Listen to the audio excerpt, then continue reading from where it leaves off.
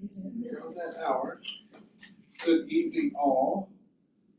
Another short agenda for our February 3rd, 2026 planning board meeting. We have one hearing agenda item and one meeting agenda item. I assume Mr. Hirschberg is here for the hearing agenda item for 135 Ontario Street. Is there anybody else that's here for that? Everybody else is Rapp Road? 135 Ontario. Okay, we're gonna talk about 135 Ontario Street first. Want to acknowledge my wonderful colleagues here on the planning board. This is probably my last time sitting here with you all. Thank you, Council. Good old staff helping us get through this. So, not necessarily a ton to discuss today, but we want to hear it out and get through it. So, Mr. Hirschberg, let's get through it. Take us through 135 Ontario, which is conditional use permit demolition review. When we get to that, Patrick Chu is the applicant represented by Mr. Hirschberg. Looking for construction of a two-story addition to an existing vacant building to be used as dwelling multi-unit for 34 dwelling units. Thank you, Mr. Chairman. Daniel Hirschberg, former Hirschberg and Hirschberg, here today representing Upstate General Construction, who are the applicant. It's an existing one-story building with a higher portion on the corner of Ontario Street. The plan is to build on top of that 2 more floors, and we'll have a total of 34 dwelling units in there. That plan would give us a capability of making it a much better looking building, bring it into compliance with a whole bunch of other issues, and make it habitable for people that want to live in the 34 units. That's the existing additions. These are photos of the existing additions. You see the 2-story portion on the corner of Quail and a 1-story portion down that's the center of the building going down the side street. And this one is from the other end of the building. You can see it's a 1-story commercial building, which quite honestly has pretty much lived its useful life with it. So the site plan will be essentially the same building footprint, but it will, it's shown broken up into units there. And the number of units is 34 total units. The past plan also had a couple of trees on it. We had discussed this with Jay Levine, the city arborist, and that's what he suggested we plant here. It's a tight street for trees because we have a very narrow sidewalk area. This is erosion sedimentation control plan, which is important to have there because the building occupies most of the property. We'll have to use a portion of the city street. We'll ask traffic engineering to allow us to close the sidewalk while we're working on that portion of it so we can take advantage of that. The next one is, this is the first floor plan. It shows the units and the common area. The next one is the second floor plan, which is pretty much the same. And the third floor plan is also pretty much the same. The elevation views which follow, that's what the building looks like. You can see where the remnants of the 1-story commercial building have been cut off to make a nice separation between the existing building and the proposed building. The entire 135 Quail Street have been entirely refaced and a floor added. And the same, this is the views from the other directions. By the way, it's not Quail Street, it's actually Ontario Street. Yeah. That's the rear elevation. That's my mistake. I made up the PowerPoint, and made it Quail Street. It's not, it's Ontario Street. This is a rear elevation, which is visible from the rear yards of adjoining properties. And I think that's pretty much my presentation. Prepared to answer questions which the board may have. Any questions from the board?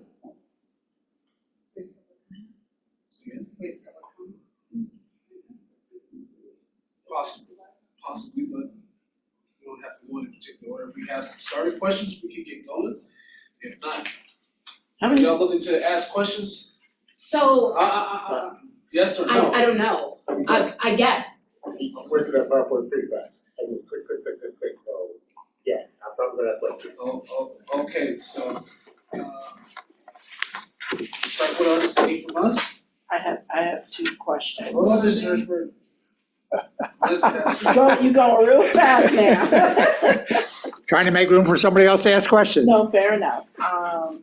Parking, what is your plan for that with the 34 units? It It's looks like the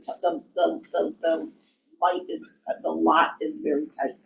Yeah, there's no space on the lot for any surface parking, but if you go back to the first floor plan, I think we don't have any space for any parking, so we're relying on on-street parking for all our parking spaces. I'm just showing you that we fill up the entire lot. There's no space for us putting on-street. Right, that's what I said, it's pretty tight. So your plan is to have all on-street parking? On-street parking, yep. The next question I have, are these all just gonna be one bedrooms? Because when I see all I saw was one, I didn't see any two. One bedrooms or studios, I think that's what we call them there. Okay. There's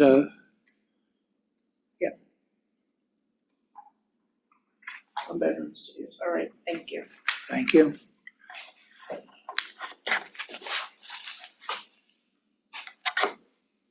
All right, come on up and. Oh, I have to come up. Absolutely, you do.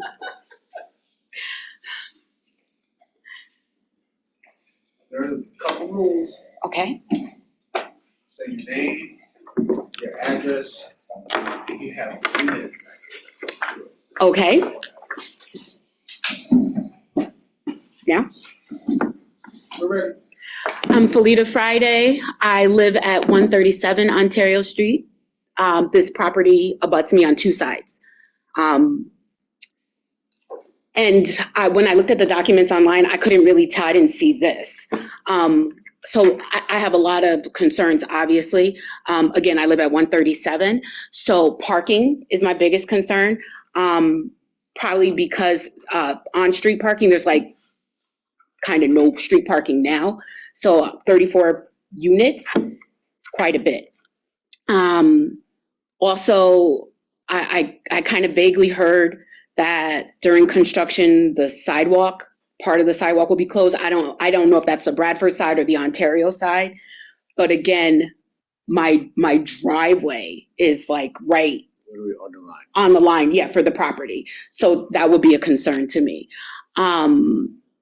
In the back, or the part that is the back of my property, we have some concern. We have a huge tree like on that line. So when they build the additional stories, this looks like 3, and I was told there was going to be like 4. So I'm a little happy about that. But there's some concern with what's going to happen with my tree that's on that line. Like there's literally no space between my property and their property. So that's also a concern. This is the first meeting I've been to about this, so I don't know if there's going to be more discussions, or I actually was on the phone with my common council guy who said, find out if they're voting on it tonight, or if okay, great. Or if there will be more discussions, because I'd like to be a part of additional discussions. Is it possible to see it? Oh, sorry, Al Friday, 137 Ontario Street also. Is it possible to see that slide that showed what would be the back of our property?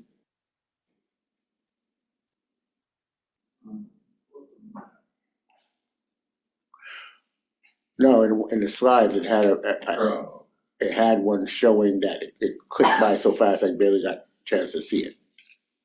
Was it the rear elevation? I think that's what it was.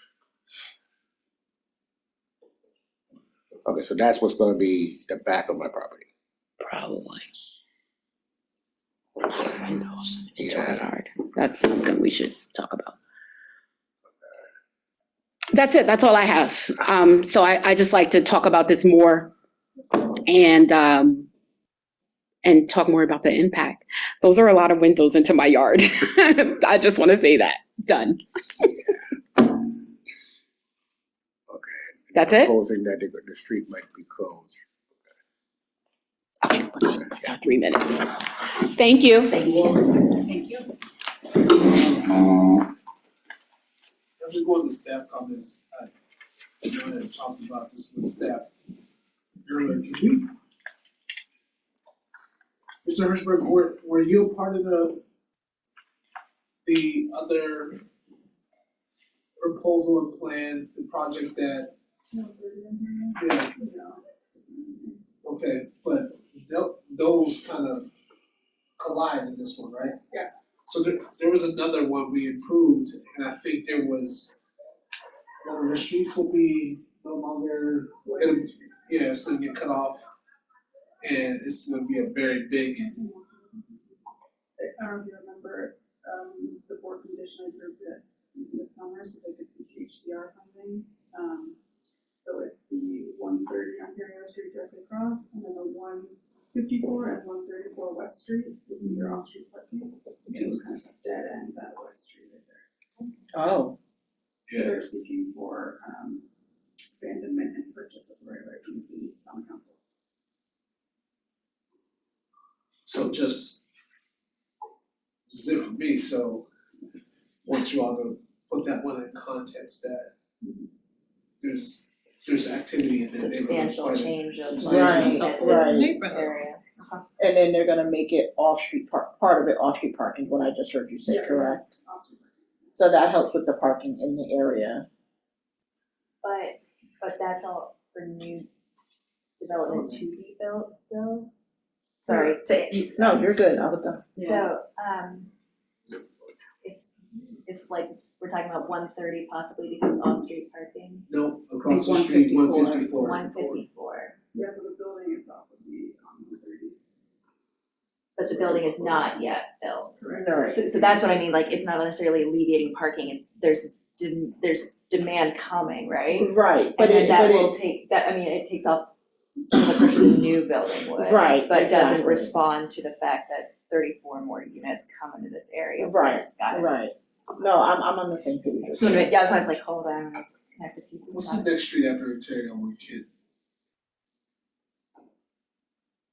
Partridge, okay.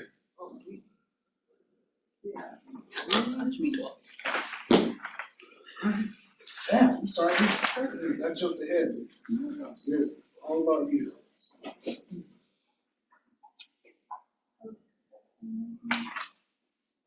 So this is both the DPR and the CUP, this is in the form-based district. So things get a little Wonky. wonky, if that's the word I was looking for. So dwelling multi-unit requires a CUP in the zoning district, in the regulating plan in the zoning district. The building is vacant, as Dan showed us, and most recently was occupied by the Center for Family and Youth. So in doing our parking calculations, we need to confirm exactly what the gross floor area was previously, and kind of how we're categorizing that use. Presuming that the applicant will request a waiver, we need to know exactly what the required option parking would be. It's classified as unlisted under seeker for the environmental review. As far as we know, no public funding sources are being sought, so it doesn't coordinated review with other agencies. But eventually a determination will be needed from the planning board. It was referred to the Albany County Planning Board. We received notice back that it's a little unusual, so I have comments afterwards, but the recommendation is that the local fire department should evaluate for public safety, emergency service access, water availability, and any sprinkler system.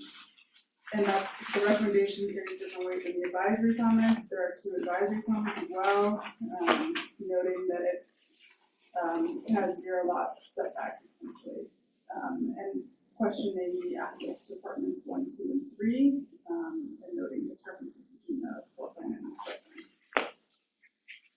So with that, when the planning board, if the planning board does make a decision on the application, they'll need to specifically address the recommendation from Albany County Planning Board. So we just wanted to know in advance that the suggestions that they've made are always accounted for and built into the review. So the fire department receives all minor and major development plan reviews. Everything's referred to them for their comment. So that would address the emergency response. Department of Water and Water Supply also receives all minor and major development plan reviews. So they would be checking for hydrant availability, water supply, flow questions, and that's all built into the review process. It is required to be addressed prior to any recommended approval. Likewise with the building review, building regulatory compliance, the building department, the building code itself is not something the planning department reviews, but when a project gets to that point, that's generally after planning department review. So the actual building code itself is reviewed by our colleagues downstairs when a building permit is pulled after planning approval. So when that moment comes, the planning board would need to specifically address the Albany County Planning Board recommendation. As far as code compliance with our USDO, we just need further verification on a few things. Obviously, this is an initial presentation, so we expect more back and forth between planning as well as the other departments and public comment as well to address those questions. So we need further verification on some of the use-specific standards, that's the indoor, outdoor, active, passive recreation, and seeing the laundry facilities on the floor plan itself. Presumably the mechanical equipment will all be on the roof because there's nowhere else to put it. So just ensuring that that's adequately screened from the ground. We need some more clarification on what exactly is proposed to be removed from the existing building. We need a sheet, I think, that shows the removal or demolition of exactly what portions of the structure and the square footage of that to confirm that it doesn't require demolition review. And as mentioned, the Albany County Planning Board had pointed out the entrances to apartments on the first floor and maybe conflicting illustration of that. So we need confirmation on what exactly that first floor would look like for the residents as well as any neighbors passing by. As it's not a wholly new construction project, it's building on top of an existing. The form-based zoning standards don't really apply because it's not, the baseline is staying the same. So any kind of setbacks, which again are wonky in the form-based, don't necessarily apply here. As the building does directly above the property line, if there's any new or extended encroachments in the right of way, we just want to note that obviously in advance of approval.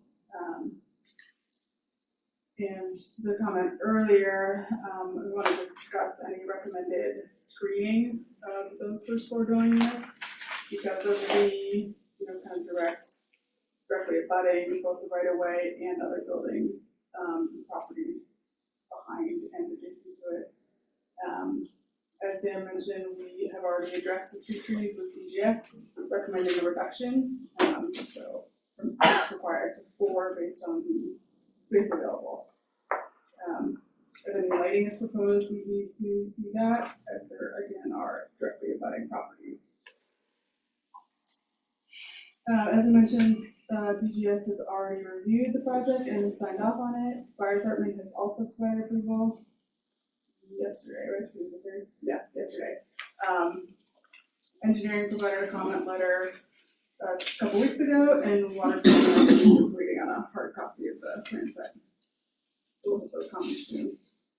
As of now, defer any action on the conditions permit or the development plan review until we received all departmental comments and they've been addressed. So no action. All right.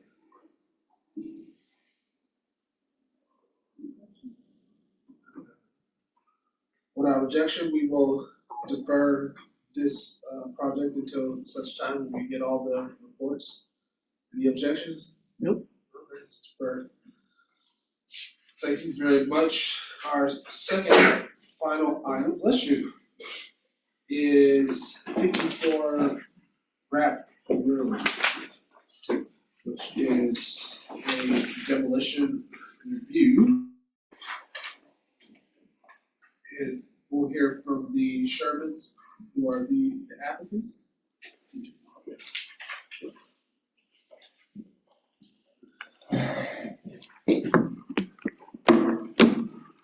So, good evening, everyone. So let me start with, I apologize. Henry could not make it. He had a medical emergency last week, and we actually spent most of the week in St. Peter's. He had a heart attack. So, but he is home, safe, sound. But I kind of told him you should take this one off. So I'm his nephew. I'm Viamonte Sherman. I'm on the property as well, and I said that I will come and represent us. So let me just start with that. So yeah, here to talk about 54 Rap Road.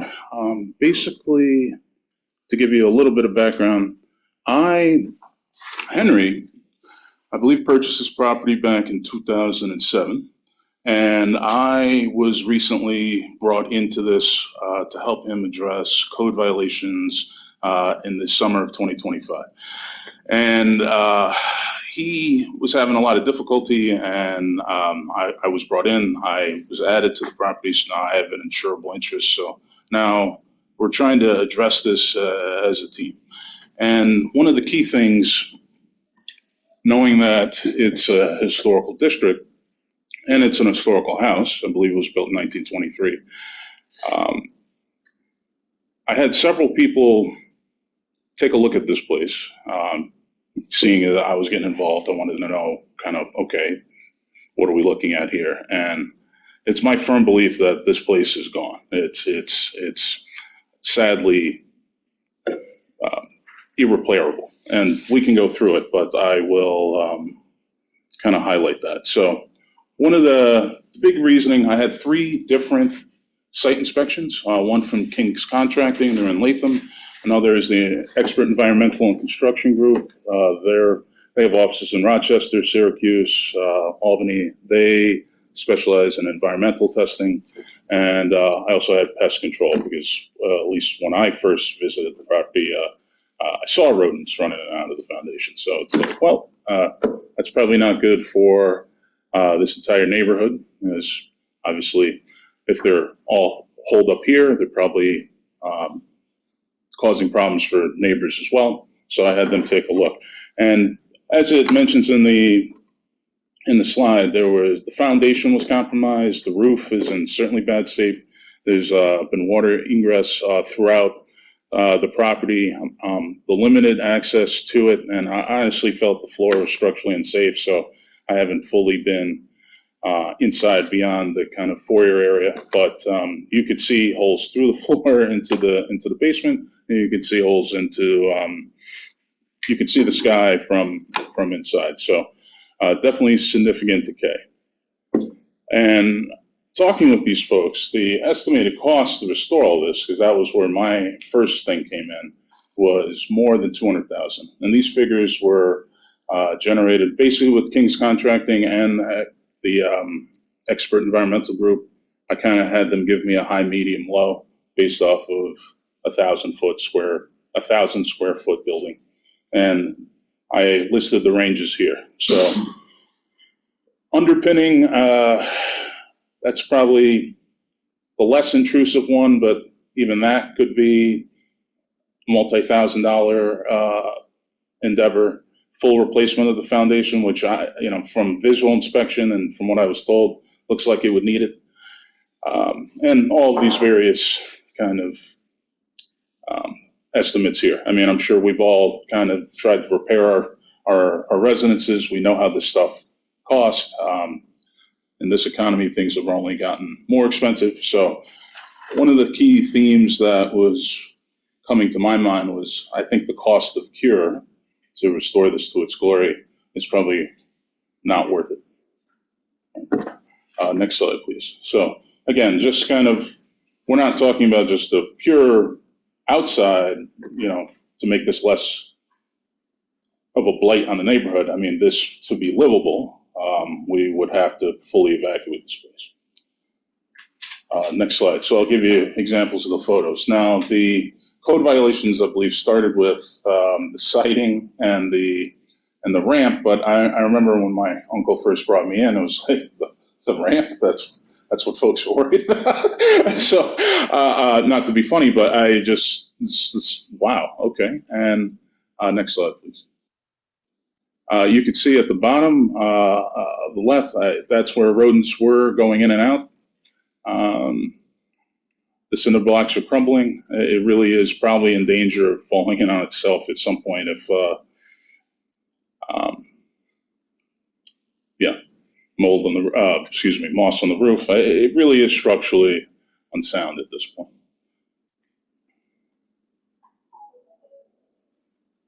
Thank you. That's a recent photo there. Next slide. I believe I included a few from the interior. So this is kind of peering in the back. Again, you can see extensive water damage there on the right, on the left photo on the right side. Various debris. Next slide, please. Oh, sorry. Oh, one back, please.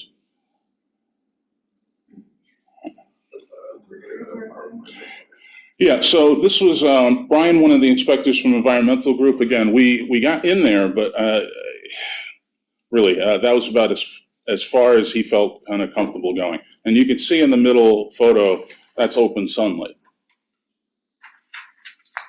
And one of the things that was found as part of the demolition review, I had them do an environmental survey, and asbestos was found all throughout the roof.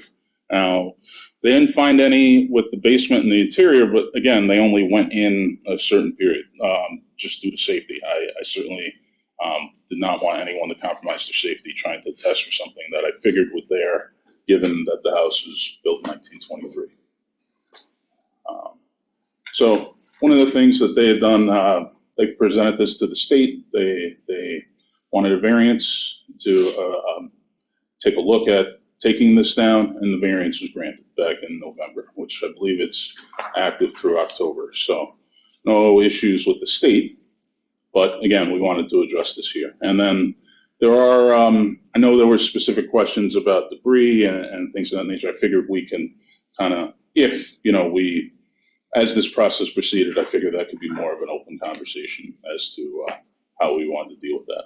So I broke this into two phases. The next phase would be, okay, what to do with this next, if the council decided to take this down. And this is where it got interesting. So given kind of the history of the neighborhood and Henry's history. So next slide, please. Thank you. There was talk of new residential construction to replace it. But then there was something that, and I will admit this is my idea, not necessarily Henry's, but he's in agreement, and I kind of wanted to start a conversation about it, would be something along the lines of a small-scale mom-and-pop plant nursery and garden. And I say this because, one, I personally am committed to environmentalism and Albany's sustainable goals, and I have always been an avid gardener. Henry grew up on next slide, please. Thank you. Henry himself and my family, they all migrated from the South. Henry and my father was Willie Sherman. So he was here, he worked for the VA for 50 years. He left Montgomery in 1952. It was kind of forced out. My family migrated up here for work. Henry was his little brother. He came up here as well. They have extensive farming as part of their blood. He's had a family garden in Selkirk for years. It's my personal passion, but that's all here or there. We all know how is this going to work, right? Because you hear plant nursery, you think, wow, that's scary. But I like to think that I have somewhat of a plan that might make this interesting. It's certainly been proven to work in other cities, and that's what made it interesting. And again, I will take you through it, and then folks can ask questions and let me know what they think. Now, one of the things was usage. So a plant nursery, obviously, I think I was told by Anna that one of the key things was the sale. Well, I think what I had proposed probably fully falls under urban agriculture, which is a conditional permitted use under this. I, in talking with Henry, thought, well, there is an opportunity to do something a little different, meaning, given the historical kind of nature of it, Black folks migrating from the South, creating something for themselves, their own Black neighborhood, it might be interesting to have a Black-owned business in there, given that this place is vacant, it's been kind of not in use, it's surrounded by property, I believe, on cross gates on two sides, three sides actually, or sorry, two sides is cross gates. There's residential on the other side, but again, it's not being used. It doesn't look like it's going to be in use. There's a house collapsing, I believe, in lot 60. This might be something interesting and new to kind of promote the neighborhood, but also promote Black ownership, something also important to me. And also give Henry a very limited income. He is a retired senior. So the difference between kind of doing this for fun and then maybe doing this for a limited, or at least having it be green lit by the planning board is, I feel if it's similar to like a mom or a mom and pop sourdough operation where someone's selling sourdough off of their porch, that hits a little, this would hit a little different if it's, I would say, sanctioned so much. It's an actual business. It makes it real. Next slide. So I kind of broken this into phases. One would be, again, nothing in a rush. If the building, if we are allowed to kind of move forward with demolition, that in itself will take some time. And then, but I figured this could be operational maybe by 2028 at the latest, late 2027, early 2028. So I broke into phases. Phase one was, again, kind of what we're starting here, the conversation, permitting. One of the beautiful things about the site, which will get addressed later, is it already is clear. There's not really anything there besides the house. Trees have been moved. It is kind of prime for growing. So that is one of the was one of the exciting factors, I think, for me. Next slide, please. Again, phase two would probably be somewhat next year, and again, this could probably speed up based off of this discussion, but initial planting, maybe a greenhouse or two. I wanted to, I'm a project manager by trade, so part of me wanted to give as much padding as possible to get this stuff kind of up and running, but again, I think this could be a very short turnaround. Next slide, please. So one of the things, obviously there's history here, there's people living here. I wanted to kind of address this full out. I will say this, we're certainly not trying to be a nuisance or pain in the butt for anyone who's trying to raise a family there. So I was really thinking, going from a standpoint, keep it small. It's an acre lot. You could allocate half of this to that. The rest could be just open land. It really wouldn't have to be some massive operation. Limit permanent structures. Again, one of the things is that I like about this plan is if in the future we wanted to reverse course and build a house there, you can. None of this has to be permanent. It certainly could be things that can move. Again, temporary setups. If something is seen to be a problem, it can certainly be moved. Low intensity. Again, not wholesale, not large scale retail. And one of the key things that, okay, how to keep traffic low, how to keep it reasonable, how not to block this road, how not to inconvenience neighbors. You can make it direct to consumer. You can have it appointment only. show up on weekends to get your product. All of this really could be managed online, and there's various examples of this being successful. Next slide, please. And again, and with that, there's no large delivery trucks, there's no heavy machinery. You don't have to compost there, right? So no odors. If there is, parking could be necessary, but again, there's enough space here to designate 5, 6 slots and have it not be something that blocks the road or inconveniences neighbors at all. The owners, we live here. I live in Colony, Albany, I live in Colony. Henry lives in Albany on Southern Boulevard. So it's not like these would be, some out of towners here. We live here. This is our community.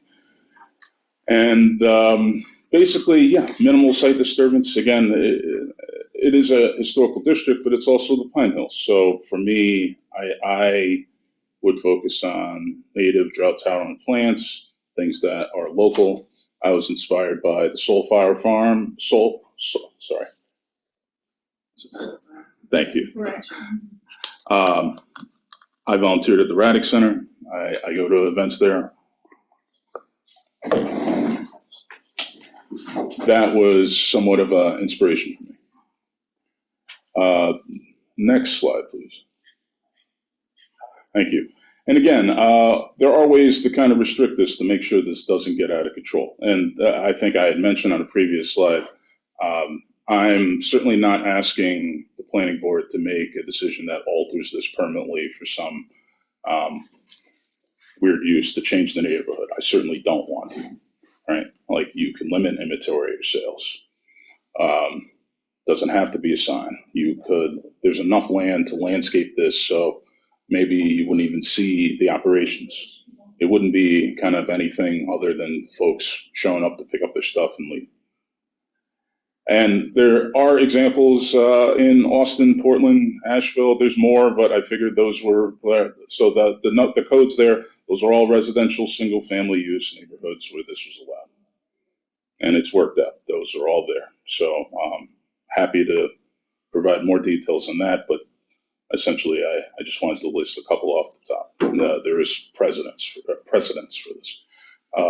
Next slide, which I believe is some photos of the lot. So this is what I mean. It's open. There's nothing here. It's clear. There wouldn't be massive construction.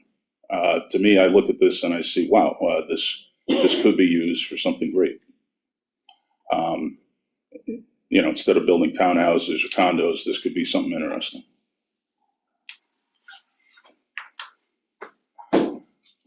But basically, that's all I really wanted to say. I'm certainly open for questions and comments, and thank you, very much for your time. Any questions from board members?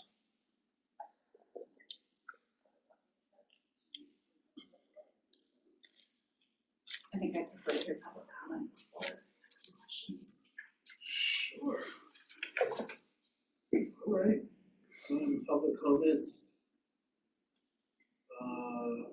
Cara, are you here? She's not. No. Okay. Maybe just in written comment. All right. I know Stephanie and Mike are here. Danielle. That would be me. All right. So let's go Stephanie, Mike, and Danielle. Thank you. We could probably all come up together. Oh, yeah. Sounds Look, great. please. Let's get it done. Come on, let's go.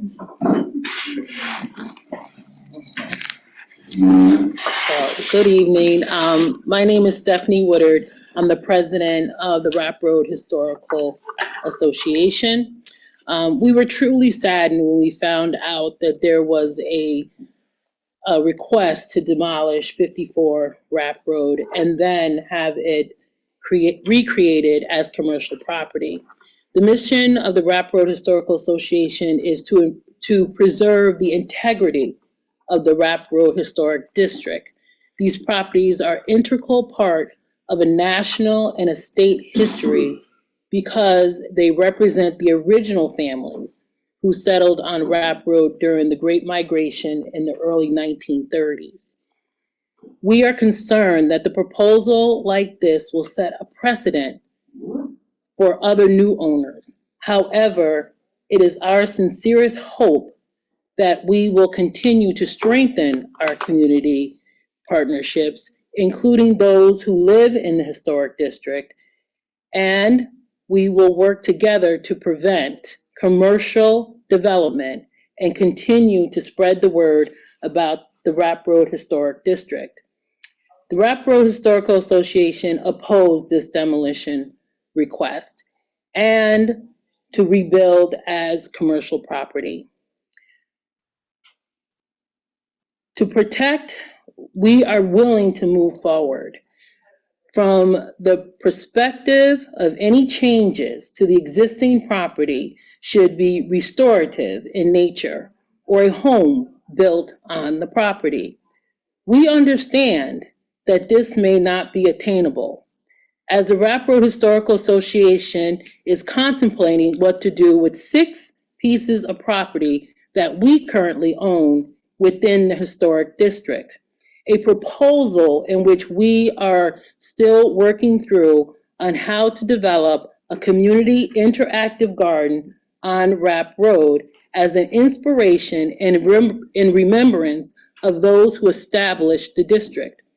The Rap Road Historical Association would consider partnering with the landscaping business in the future as a public-private partnership, public being what we would be interested in doing, not commercial property. This could include services to the Rap Road community that will help maintain the properties and therefore help preserve the history.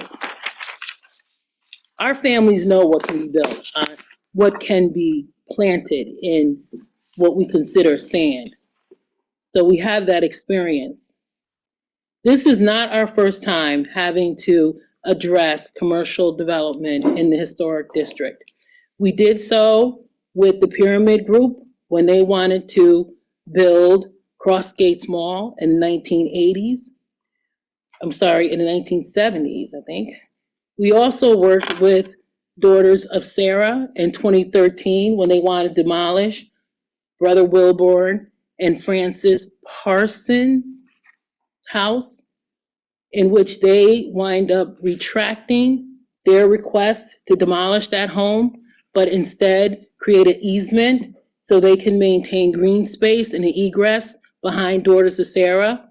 And they sold the house to a family who then restored it back to the original original structure. And that home sat for a very long time before this occurred. We've worked with Pyramid Management Group when they developed 250 apartments on the end of Rap Road in order to mitigate the traffic that would come through as a result of their residents. That was the most recent that we did. And most importantly, we had 59 Rap Road that had cinder blocks as interior walls restored, and the family who purchased that home worked with Brother Labar Johnson's family, and Brother Labar lived in that home until he was 100 years old and went into the hospital and passed away. So we know what it means to be partners with everyone in the historic district. And we understand that there will be change in the historic district. However, the Rap Road Historical Association would hope that we could work with everyone who would like to demolish a home and rebuild a home. What we will oppose vehemently will any rezoning for commercial property, whether it's small, mom and pop. We will not allow rezoning. We will do all we can so that there's no rezoning for commercial development. And that's the statement from the Rap Road Historical Association board and officers. I'm Mike O'Brien. I serve on the board of the Rockland Historical Association, and I used to be the 12th Ward councilman, which is how I became acquainted with the work of the Rockland Historical Association, which I think is an outstanding example of continuing a beautiful legacy, bringing it into formation of a historical district. It's both the state and federal historical district. And the board has been working to obtain properties from Pyramid, and we're working to raise money to continue a plan that would be a remembrance of the legacy of all the people that created Rapp Road back in the 1920s and 30s.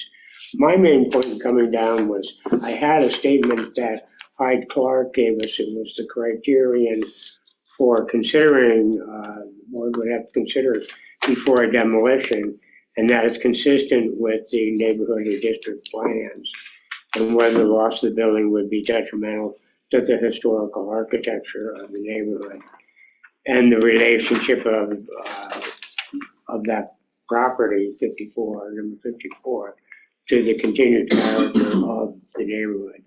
But my understanding is that Hyde today submitted that to you. I just, as a person who grew up as an outsider to Rapp Road, it was my experience as a council member that acquainted me with it, and I was struck with the great legacy and the people that are working without a lot of big funding. It's strictly a small operation, but what they've done, I think, is marvelous, and I think that any decisions that this board makes should be in deference to the great efforts that are being made in historical preservation to the legacy of Rapp Road. Hi, I'm Danielle Gillespie. I'm the county legislator, and this is in my district that I serve. I'm also fortunate to be a member of the Rapp Road Historical Association. And if you look at the history of the Rapp Road Historical Association, commercial development has been consistently encroaching upon it. As we celebrate Black History Month, it's important that we remember the legacy and the sacrifices of those that migrated from the South, and they came to the state of New York and they did something great. They acquired property, they built it up with their own hands, they farmed, and they managed the land.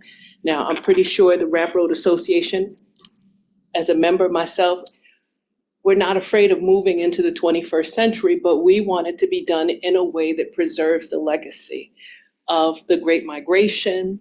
It's a unique development, and it's in the pine bush, right? And then we need to continue to focus on this legacy, and we need to preserve it. Recently, I was fortunate enough to do the walking tour, which happened this past summer, and we were able to walk through, and we were transported back into the 1920s and the 1930s. We saw the smokehouse, we heard the stories. It was a self-sufficient community, and any additional development or the rezoning of properties within that historical district compromises its integrity, and it's detrimental to the legacy. And we will not have this gem in the city of Albany to teach our students about. So it's important that we continue to preserve, we factor, we take it into consideration. There are some concerns. Rapp Road is pretty narrow. Even if you do, if you open up a nursery, if this were to go through, people would still have to come in, and there is no way that they could come through without creating a burden for the residents that live there. Plus, there are other nurseries, smaller nurseries in the area on Western Avenue, on Central Ave. They could be competing with big box stores like Home Depot and Lowe's, which is in close proximity if you're driving. So those are all things that should be taken into consideration. It's about preserving legacy and not creating an inconvenience to those that live and chose to live in that area, partly because it was a historical district. Thank you. For the record, could each of you just again say your name and address? Sure. Stephanie Woodard, I'm at 544 Morris Street in Albany. Danielle Gillespie, 3 Pitch Pine. I live in that area. I routinely walk it. I'm also the county legislator that represents the 12th. And I'm Mike O'Brien. I live at 33 Danco Avenue, Albany. Thank you very much. Thank you. Questions from planning board?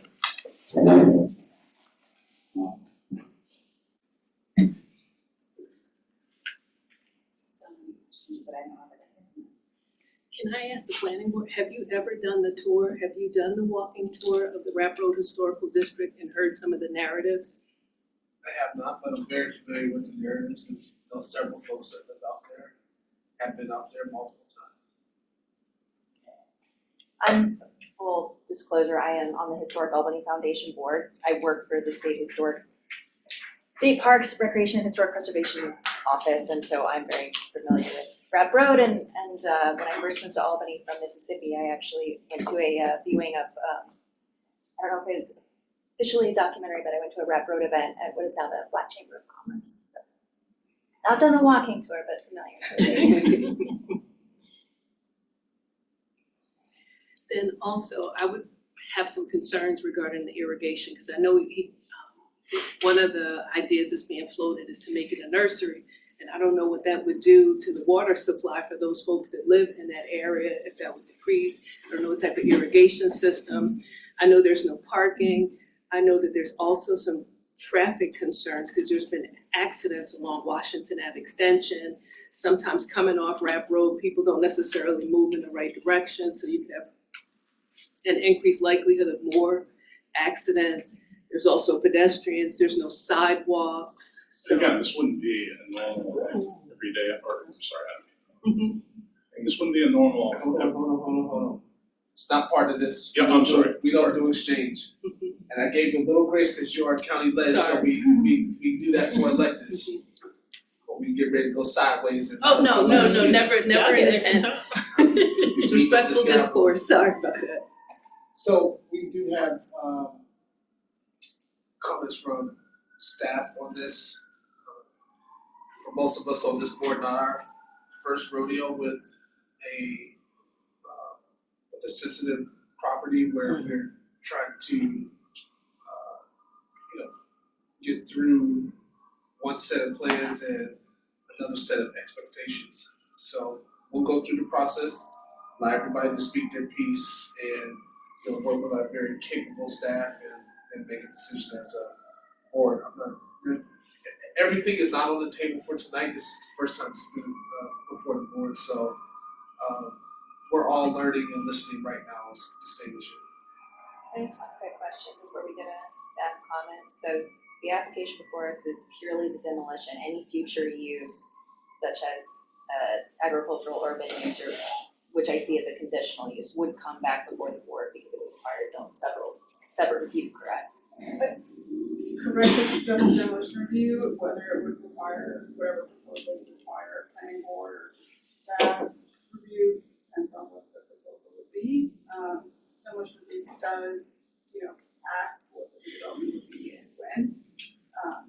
So it's part of consideration, but it's not specifically what's part of the application.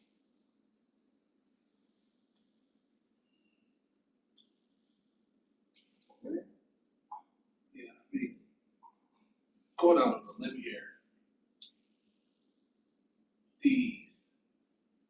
we've seen a lot of properties in our day. That one did look like it was ready to pass muster. Saw the big red X on it, and it looked it's pretty bad. And I'm sure it's better days. So as we deliberate, understand that that house is at bare minimum on life support. It may need to come down. So we're very sensitive to the whole kit caboodle. We understand, but I need us to also understand that might need to make a move. So let's hear from staff and then figure out where we need to go. A lot of it is stuff we covered or discussed, but for the record, obviously it does require a demolition review. The entire structure doesn't meet any of the exceptions outlined. Was mentioned, High Court did provide a comment letter this afternoon, evening, which I provided to you in hard copy as well, which does go through those 9 criteria under demolition standards, which are also included in the staff report you got last week. As we've seen, it has a single-family dwelling unit, we attached with a informal driveway, so there is curb cut towards there now. And it's just under an acre. The property is zoned R1L, so it's one of those single unit low density, where a plant nursery is not a permitted use. It does say in the tax records, I don't know if that's accurate, that it was constructed in 1923. I think it probably was a little later than that. Maybe. It was later. Yeah. My great aunt and uncle lived there, so I know it was later. But as we want to mention, it was purchased in 2007 by an uncle, and it was added last spring. The demolition would be considered an unlisted action under environmental review, but obviously it wouldn't require any coordinated review. It would just be a special determination by the planning board. And it did not meet requirements for to Albany County Planning Board. Obviously, as we discussed, it's located in the Rock Road Community Historic District, which just want to point out is the state and national register historic places. So it's not local. It's outside of the planning board, not in front of the Historic Resources Commission. Just the difference between those two. And we understand from the Historical Association that there's not a current interest to be locally listed. The district was established in 2002 under the criteria.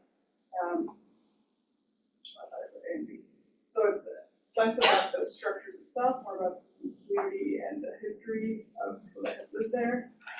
So it's associated with events that make significant contribution to the broad patterns of history and property associated with the lives of persons significant in the past. So in the original designation, there were 27 lots, 15 homes, and 2 modern homes for vacant lots, 2 of which had previously had homes that were demolished prior to the listing. I won't read it out loud, but the nomination included a description of 54 Rap Road with the history and the significance at that time. At the time, the home was in the original family, obviously not currently. So to get into the proposed use, plant nursery would likely be our definition of plant nursery in the code, which is a permitted use in the R1L.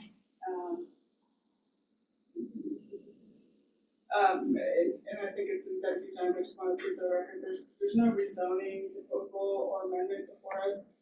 We don't complete one, and that's not expected. So I'm sure where that came from, but just want to say for the record, there's no rezoning, it's just a demolition review currently. And I think the question is obviously future proposed reuse if and when it were to be demolished. Part of the 9 criteria for demolition review includes any alternatives to demolition, so preserving the structure, selling the building, or donating it, or adaptive reuse. Primarily we looked at the cost of rehabbing it or redeveloping it, and that's what was provided as alternative not being a viable option. Obviously, we saw a number of photos of the condition of property. The building department has on record at least 9 years of vacancy, probably longer than that. And so it's obviously deteriorated throughout that time. The criteria also includes a question of hardship.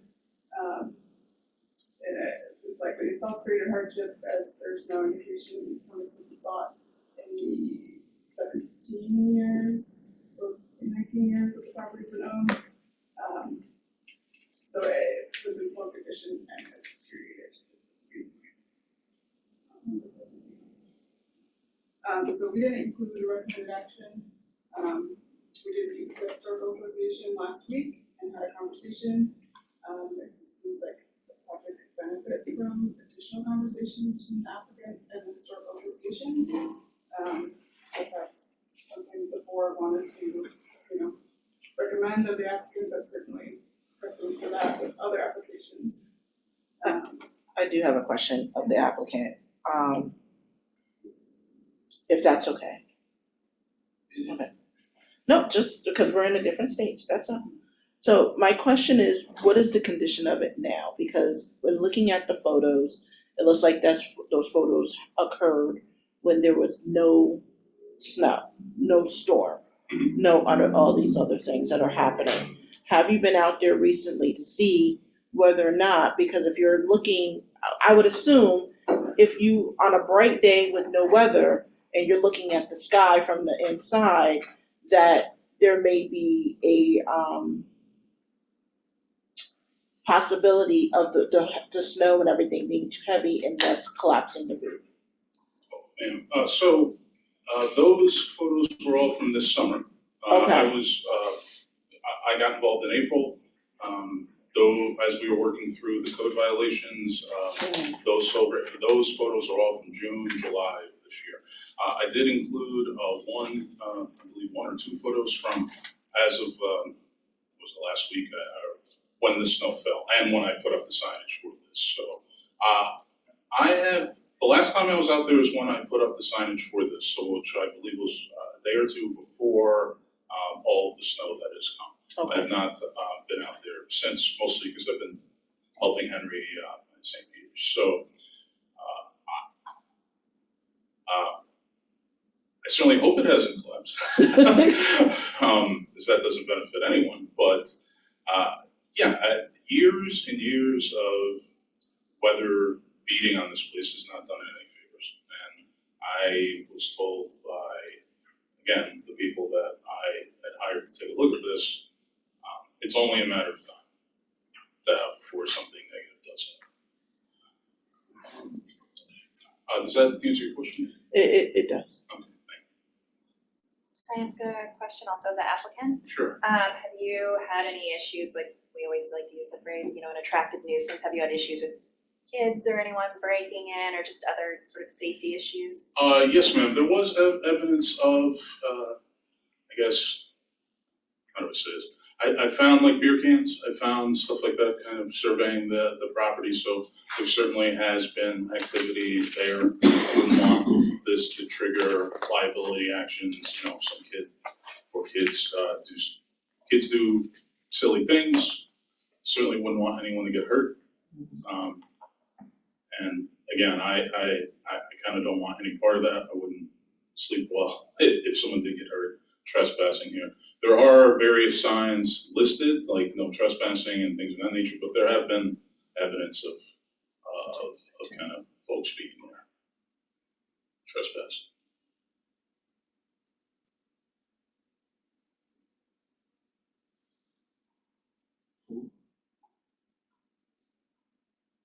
Anybody else need to speak? Rachel, you itching, go ahead. Most of my questions aren't really, I don't know. You have comments. You have comments.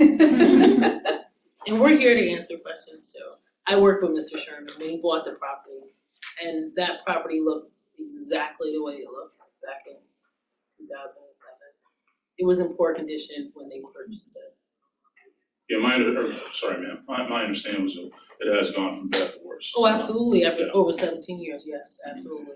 But it was never in any condition for like even to renovate. It was pretty bad.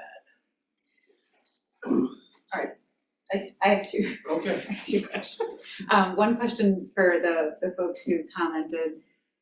So do you oppose the demolition or you oppose the proposed plans for? We oppose the second, what's going to happen with the property. Mr. Sherman came to the Rap Road Historical Association when him and his wife had first purchased the property. Their intent was to rebuild. But however, they didn't get to that point. They had to rebuild because the house at that point was inhabitable. And because of inflation since 2007, of course it's going to be $200,000 at this point. We have property right now on Rap Road that is up for sale all the time. And even the ones that are in, as I said, Brother Labar's house was, to this day, we don't know how he lived and functioned in his home. but yet again, he also was the person who built his home.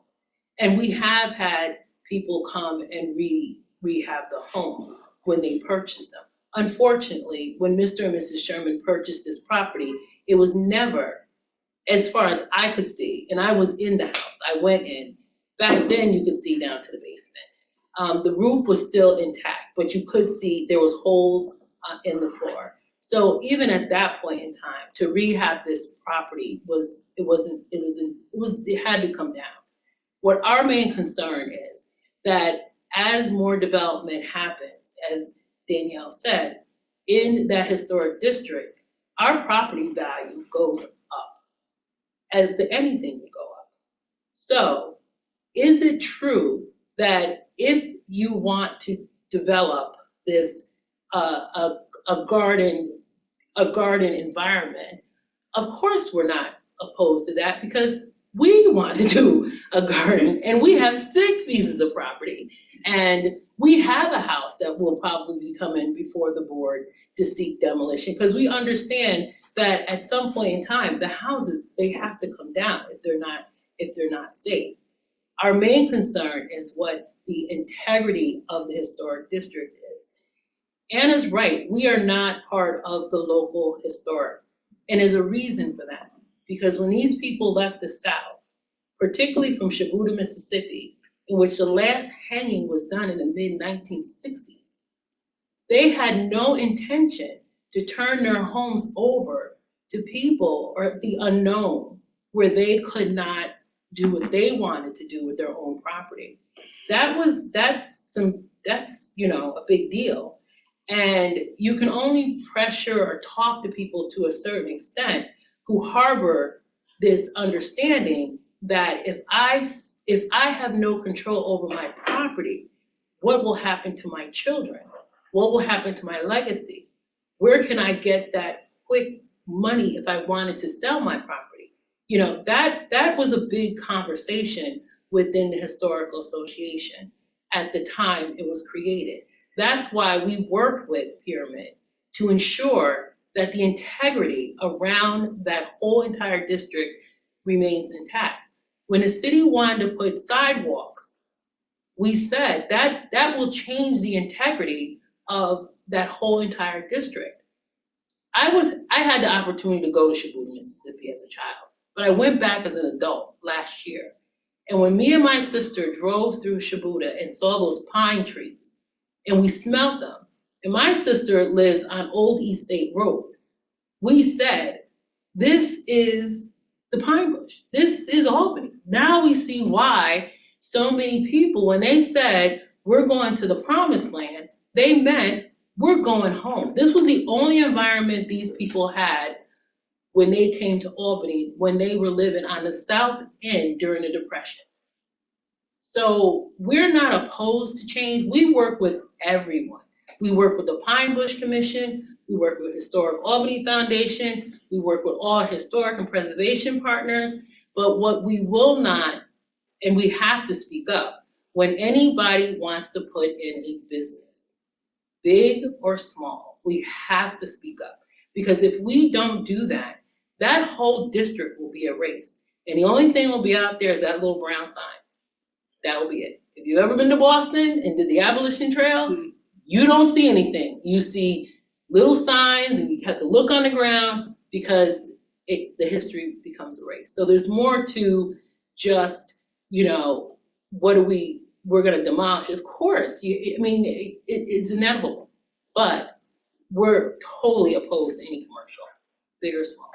We're opposed. You're welcome. No. So what to do? This is only demo, right? Yeah, we don't have anything else in front of us at this moment, just a demo. If the board is comfortable, we can act on demo or defer. Sorry. Go ahead. I just want to say, if I may, Please. there are no plans for commercial application. I am not ever, I can say this unequivocally, will ever try to change the zone at this point. Well, don't worry, because if you do, they'll all be sitting here. Absolutely. This is just a little bit of I it. mean, We would have been better off just doing demolition. No, that's certainly not gonna happen, so. But if I may, indulge me in my last meeting here. You seem like you have your own connection to that neighborhood too. And I would think Sister Woodard's comments seem extremely rational, and we don't necessarily deal with rational people in these meetings. Okay? I think there's a conversation over a cup of coffee that y'all might be able to figure out what to do, and it could accelerate the enhanced legacy of the entire thing. There seems like there's some steps that folks are trying to take together where you can be a pioneer and help because you're trying to do something. I think everybody can agree that we know the house probably needs to come down, right? I think everybody's in good conscience there. That next part is critical, and I think, be sharp enough to put the two minds together and figure out something innovative that makes sense for that deep legacy that she just discussed, because there's a lot of folk gonna be here. No, for sure, and I will say this, I'm one of the names on that board. I'm not, and I'm more than willing to have that combo, because for me, I think trying to make this functional and usable, I mean, that's one of the things, one of the comments that struck me earlier is, I'm not trying to be Lowe's, I'm not trying to be you, I have problems with places like that. Like, again, there are many types of businesses, and you have to look at the goals and motivations of those who are in charge. I mean, there's making money, but then there's also, this could be a teaching element, this could be coaching. The same way that I learned how to do all of this stuff, I certainly would love to have that be part of my legacy. But at the same time, similar to what was mentioned earlier, there is an element of folks telling people what to do with their stuff that is also in play here. And it is private property. And I understand that it is a historical district, but there's probably a certain degree any property owner is going to tolerate outside commentary on what gets done. It's provided that it's allowed in the district. So I'm saying that representing Henry's perspective. I'm probably a little bit, I'm just going to be frank, I'm probably significantly more flexible, and I'm new to this. I don't have the history. I wasn't there when it was bought. I'm new to this whole operation. So, but I do have to kind of speak up for Henry. He has his goals, motivations, and wants and desires as well. So, yeah, I'm happy to have this combo with everyone involved. Good, for tonight, we only get concerned ourselves with the mission. Mm-hmm. And this is just the Rap Road Historical Association. When I reached out to the people that lived in the district, had they been notified about this meeting and the demolition? They had not. So we would be remiss if we think we could just have, this conversation. We would have to rely on our county exec, as well as our common council, as well as their neighborhood association in the Pine Bush area, because I think it's a collective. We are coming because we're historic. We represent that part. But there are other people that may have comments or concerns, or maybe like, oh yeah, this is great. Let's put in our own little nursery on Rap Road. But just to be clear that we speak for the historic district as relates to the historic preservation. You understand? Okay. Well, I understand. And you went through phases. That's phase 2 of this. Phase 1 is for us tonight. So it'd be the pleasure of the board, entertain a motion for approval of demolition review for, was it 54? It's been moved by Vanessa. Is there a second? Moved by Vanessa, second by Rachel. Any questions on the motion? Demolition review only. I still have questions. Now was the time. It wasn't the motion itself. My question for staff is, and being that I'm newer to planning board, so I have not gone through a process yet with this board, for demolition review. I want to make that clear, coming from EPA. And I'm looking at the demolition review standards, and I see it's whether the demolition and or proposed redevelopment plan. How often in demolition review, when it's a situation like this, where there's a structure that may have, that has obvious safety and you know, has a big red X in it, and if there's no pressing, like, you know, I guess how often is there such a thing as a redevelopment plan that comes forward versus like, we just want to remove the structure from the parcel right now? Because I ask this because if, like, part of my question is like for the applicant would be, you know, if you're not totally sure, you know, it's not like, you know, I have a grant that's going to expire and I need to use this money to move forward with my redevelopment plan. And to me, so often, and I think of this as both a professional planner myself and as someone who sat on BZA, where I was very proud of our colleagues, regularly deferring action and regularly requesting from applicants an obvious demonstration of engaging with people impacted by the application. And so, and I get that time is important, and I'm not looking to make people come back to meetings unnecessarily, but if it is like a conversation that can, you know, happen over a cup of coffee, and if we're willing to wait a month and the applicant's like, you know, I recognize like your uncle, right? You know, this maybe like once gets done faster than you, or vice versa.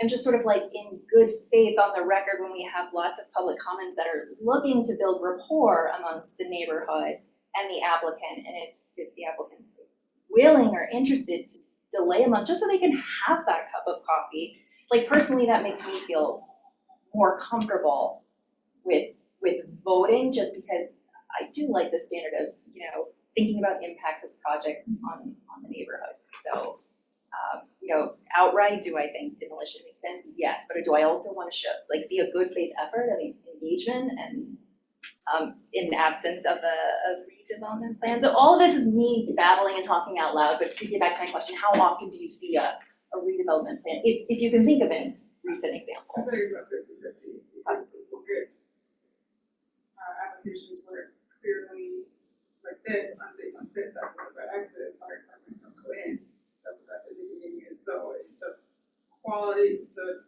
state of the property is kind of one category, the other category is making way for the redevelopment, right? So, and sometimes that sits, even though it's, and those are the bad examples where demolition is approved, maybe the development plan review is approved, but they never make it there, and so lots just sit empty. So it's 50-50 when it's demolition. I feel like if there's a clear redevelopment in that. So I felt like there was a general consensus of the demo part. It's the next part that you all will be tasked with handling at some point in the future, possibly. But I think that structure being up,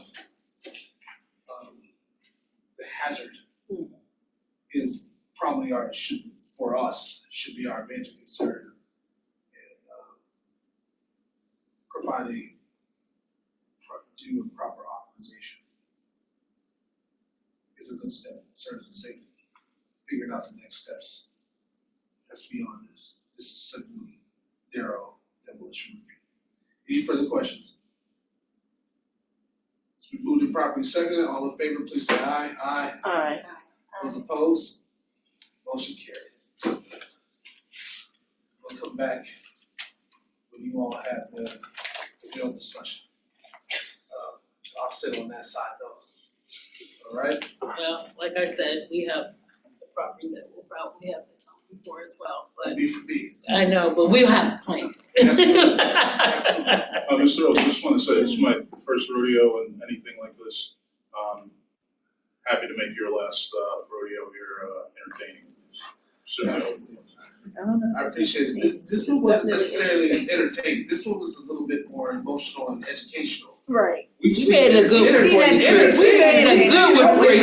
Yeah. You know, we made a good one that's for you. right. Yeah. And we would like your contact information so we can continue the Yes, discussion. ma'am. All right. Yes, ma'am. Our business is done. Is there a motion to adjourn? So moved. Seconded. Moved and seconded. Yeah, happy to. Has been moved and seconded to adjourn without objection. Meeting adjourned. He is, he is. I like the two.